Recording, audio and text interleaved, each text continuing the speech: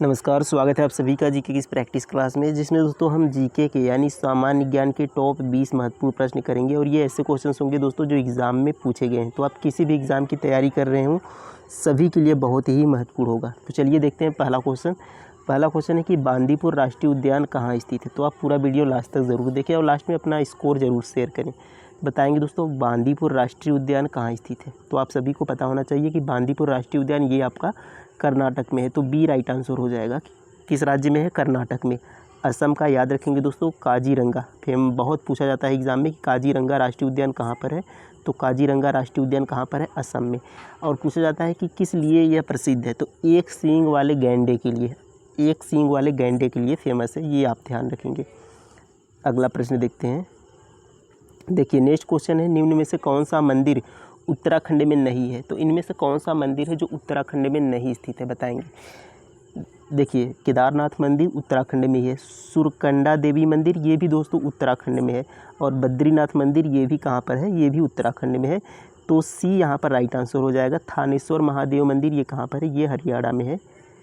तो ये उत्तराखंड में नहीं है, ये आप ध्यान रखेंगे। थानेश्वर महादेव मंदिर ये उत्तराखंड में नहीं। बाकी ये 3 केदारनाथ मंदिर, सुरकंडा देवी मंदिर और बद्रीनाथ मंदिर ये सभी कहाँ पर है? उत्तराखंड में है। नेक्स्ट क्वेश्चन देखेंगे। देखिए हम्पी महोत्सव कहाँ मनाया जाता है, बताएंगे। हम्पी महोत्सव कहाँ पर मनाया जाता है। तो हम्पी महोत्सव दोस्तों कहाँ पर मनाया जाता है? ये आपका कर्नाटक में मनाया जाता है। हम्पी कहाँ पर, और हम्पी कहाँ पर स्थित है? ये कर्नाटक में है। तो हम्पी महोत्सव कर्नाटक में मनाया जाता है। अब देखिए पूछा जाता है कि हम्पी किसकी राजधानी थी। तो विजयनगर साम्राज्य की राजधानी हम्पी थी। याद रखेंगे विजयनगर साम्राज्य की राजधानी कहाँ पर थी। तो विजयनगर साम्राज्य की राजधानी हम्पी में थी। ये आपको ध्यान रखना है। नेक्स्ट क्वेश्चन है कि सर्वाधिक साक्षरता दर वाला राज्य कौन है। तो बताएंगे सर्वाधिक साक्षरता दर वाला राज्य, जहाँ की साक्षरता दर सबसे अधिक है तो वह आपका केरल है। ये राइट आंसर हो जाएगा। सबसे अधिक साक्षरता दर कहाँ की है? केरल की है। और दूसरे नंबर पर यदि पूछे कि दूसरे नंबर पर साक्षरता दर अधिक किस राज्य की है, तो दूसरे नंबर पर आपका मिज़ोरम आ जाता है। पहले नंबर पर केरल है, दूसरे नंबर पर आपका मिज़ोरम है। ये आपको ध्यान रखना है। देखिए नेक्स्ट क्वेश्चन है कि मैक-मोहन रेखा किन 2 देशों के मध्य है। तो मैक-मोहन रेखा किन 2 देश के मध्य है दोस्तों? तो ये भारत और चीन के बीच है मैक-मोहन रेखा। बी राइट आंसर हो जाएगा। रेड क्लिफ रेखा पूछे तो भारत और पाकिस्तान के बीच रेड क्लिफ है, ध्यान रखेंगे। अगला प्रश्न देखते हैं। देखिए नेक्स्ट क्वेश्चन, राज्य की परिभाषा किस अनुच्छेद में है। तो राज्य की परिभाषा किस अनुच्छेद में दी गई है, ये आपको बताना है। राज्य की परिभाषा दोस्तों अनुच्छेद 12 में दी गई है। ये राइट आंसर हो जाएगा। अनुच्छेद 12 में राज्य की परिभाषा। 14 में विधि के समक्ष समानता, और 18 में दोस्तों उपाधियों का अंत। नेक्स्ट क्वेश्चन देखेंगे। देखिए अगला प्रश्न है कि संविधान संशोधन द्वारा अनुच्छेद 31A और 31B जोड़े गए। तो किस संविधान संशोधन द्वारा दोस्तों अनुच्छेद 31A और 31B को जोड़ा गया।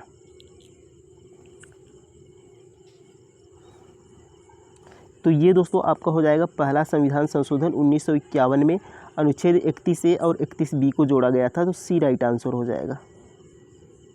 बाकी आपका यहाँ पर 42वां संविधान संशोधन 1976। तो इसे क्या कहा जाता है? इसे लघु संविधान भी कहा जाता है, क्योंकि इसमें बहुत सारे संशोधन हुए थे।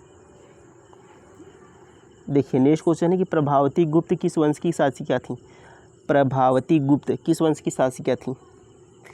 तो यहाँ पर गुप्त है, पर यहाँ पर गुप्त वंश नहीं होगा। ये वाकाटक वंश की शासिका थी प्रभावती गुप्त। किस वंश की? वाकाटक वंश की। तो बी क्या हो जाएगा? राइट आंसर हो जाएगा। अगला प्रश्न देखते हैं। देखिए नेक्स्ट क्वेश्चन है, भारत में किस तिथि को सुशासन दिवस मनाया जाता है। तो किस तिथि को सुशासन दिवस मनाया जाता है। तो हर साल 25 दिसंबर को दोस्तों सुशासन दिवस के रूप में मनाया जाता है। डी राइट आंसर हो जाएगा। 10 दिसंबर को मानवाधिकार दिवस मनाया जाता है। 10 दिसंबर को मानवाधिकार दिवस मनाया जाता है। ये आपको ध्यान रखना है। नेक्स्ट क्वेश्चन है कि निम्न में से कौन सा नगद फसल नहीं है। तो इनमें से बताएंगे कौन सा नगद फसल नहीं है। नगद फसल का मतलब दोस्तों जिसका उद्देश्य, यानी ऐसी फसल जिसका उद्देश्य उसे बेचकर लाभ कमाना हो। ऐसी फसल जिसका उद्देश्य उसे बेचकर लाभ कमाना हो, तो ऐसे फसलों को क्या कहा जाता है? नगद फसल कहा जाता है। तो देखिए जूट, गन्ना, मूंगफली ये सभी क्या आते हैं? नगद फसल में आते हैं, जबकि ज्वार नगद फसल नहीं है। तो बी क्या हो जाएगा? इसका राइट आंसर हो जाएगा ज्वार। ज्वार नगद फसल में नहीं आता है। नेक्स्ट क्वेश्चन देखेंगे। नेक्स्ट क्वेश्चन है वास्को डी गामा भारत कब आया था? तो वास्को डी गामा भारत कब आया था? तो वास्को डी गामा कौन था? तो यह एक पुर्तगाली था। कौन था दोस्तों? पूछा जाता है कौन था, तो यह पुर्तगाली था। यह सबसे पहले भारत आया था कब? 1498 में आया था, केरल के कालीकट पर। कहाँ पर आया था? कालीकट। तो 1498 में आया था, याद रखेंगे।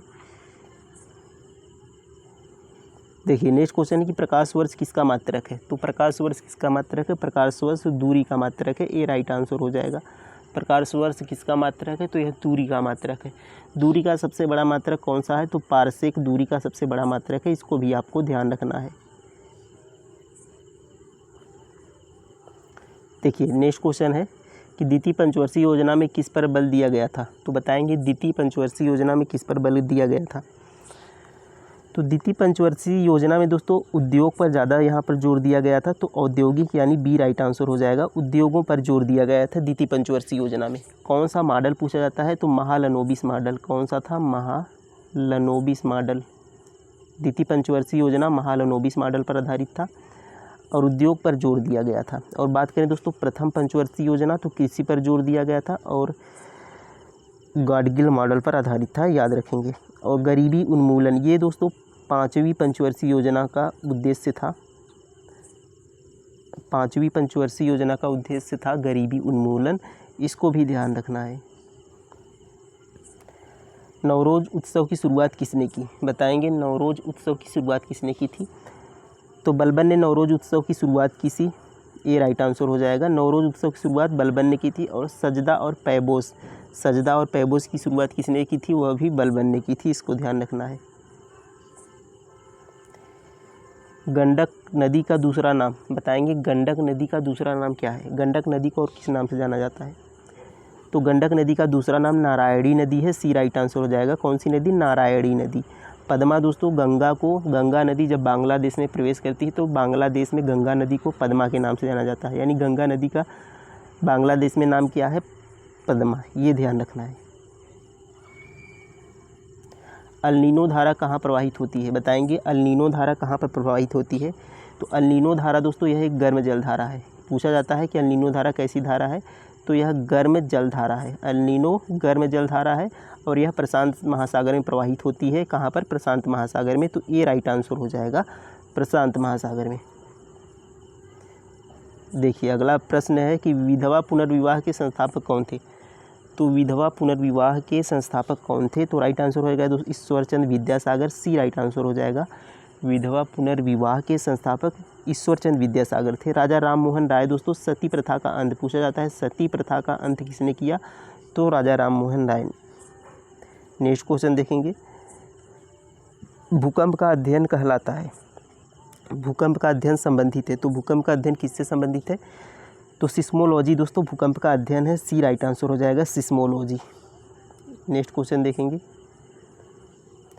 घास में कौन सा अम्ल पाया जाता है? तो जो घासें होती हैं उनमें कौन सा अम्ल पाया जाता है? तो घासों में दोस्तों बेंजोइक अम्ल पाया जाता है। डी राइट आंसर हो जाएगा, बेंजोइक अम्ल। मैलिक अम्ल सेब में पाया जाता है, याद रखेंगे। देखिए लास्ट क्वेश्चन है पद्म पुरस्कार कितने श्रेणियों में दिए जाते हैं? बताएंगे पद्म पुरस्कार कितने श्रेणियों में दिए जाते हैं? तो दोस्तों पद्म पुरस्कार 3 श्रेणियों में दिए जाते हैं, याद रखेंगे। पद्म विभूषण, पद्म भूषण और पद्मश्री। इन 3 श्रेणियों में दिए जाते हैं। तो ये राइट आंसर हो जाएगा 3 श्रेणियों में। तो ये दोस्तों हमारे कंप्लीट होते हैं 20 क्वेश्चंस। कितने क्वेश्चंस आपने सही किए कमेंट में ज़रूर बताएंगे। मिलते हैं अगले वीडियो में। थैंक यू, धन्यवाद, जय हिंद।